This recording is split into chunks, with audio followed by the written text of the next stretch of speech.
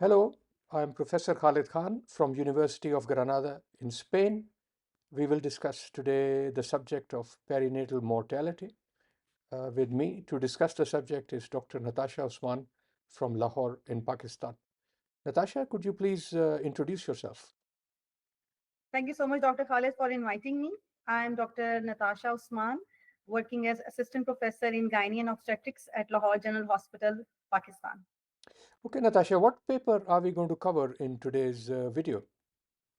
We will be discussing our paper, which was published in 2021, about maternal condition as an underlying cause of perinatal mortality, which was a prospective cohort study conducted in Services Institute of Medical Sciences, Lahore. Okay, thank you, Natasha. Before we proceed, what is perinatal mortality?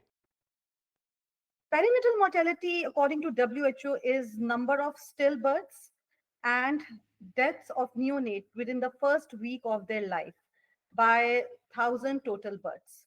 It is actually reflecting the quality of maternal and newborn healthcare. So, how is perinatal mortality changing at a worldwide level? Here we can see in the graph that, for example, Japan has taken this figure down from 20 in the 80s all the way to 5. And at this rate, it is comparable with Canada and the UK. Yes, So what can countries like Pakistan do to address this problem? you are very right, Dr. Khalid. Pakistan has a significant increase in the neonatal mortality rate, perinatal mortality rate. The significant decline in the developing countries alarms us, and that is why WHO in 2014 launched a program where every newborn action plan that targets that the stillbirths in the developing countries should be less than 12 by 2030. Okay, and the example of the data from Japan shows that we certainly have the tools and knowledge available to prevent these deaths. Uh, so, Definitely. so let's shed some more light on what is happening in the developing country scenario, Natasha.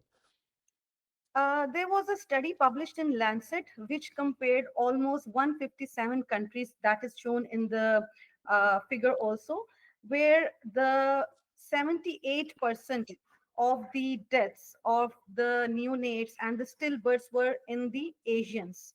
And strangely and horrifyingly, Pakistan is one of the top countries in the world which has the significant highest neonatal and perinatal mortality rate.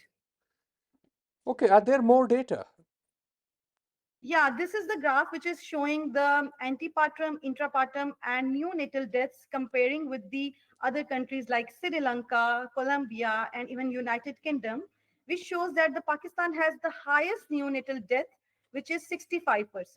And also you can see that the UNICEF has its report, which was published in 2023, that showed that the stillbirth rate in Pakistan is significantly high, which is 43 per thousand, highest among the world. And the neonatal mortality rate is also shown, which is 46, which is also pretty high as compared to the other countries. Okay, so let's see what we learned from this paper. Can you tell us a bit more?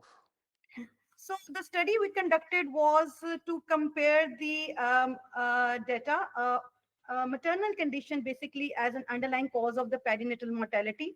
This study we did a prospective cohort over a period of 3 years, where we included stillbirths and neonatal deaths within 1 week, and we analyzed the causes of perinatal mortality in a tertiary care hospital, which was Services Institute of Medical Sciences, Lahore. Okay, thank you. So the basic demographic of the data here confirmed that most of the births took place in a tertiary setting, and the age parity and other features related to care are the ones that we would expect in a setting like Services Medical Hospital. Institute in Lahore. Right. So, what are the key findings, Natasha? So we had actually 11,850 births.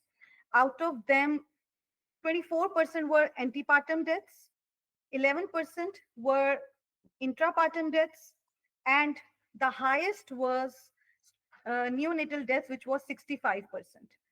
And if you can see in this table that among the antepartum deaths, 42% were due to antepartum hypoxia, and intrapartum deaths were due to acute intrapartum events.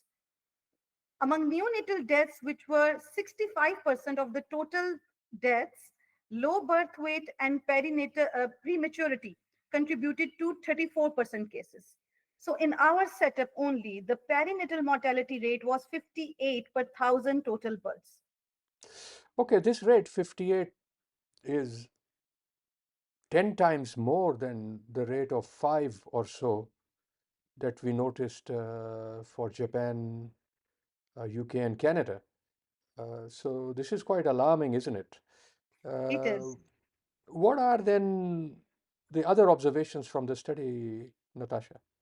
So as we were focusing on the maternal condition as an underlying cause, so you can see in this table the highlighting, if you can see the maternal condition, which was diabetes and hypertension, were the most common reasons of these of these perinatal deaths, and 45% of the antepartum and 25% of the neonatal deaths were due to maternal conditions. Hypertension and diabetes were the top two reasons. So overall, if I summarize, that 76% of the stillbirth and 79% of the neonatal deaths were due to some underlying maternal condition, which Well, was that preventable. yeah, well, this is very interesting finding. It means that obstetricians delivering antenatal care have a very important role in this area, no, Natasha? Definitely. And that is that these are those deaths which are preventable. We know why the babies are dying.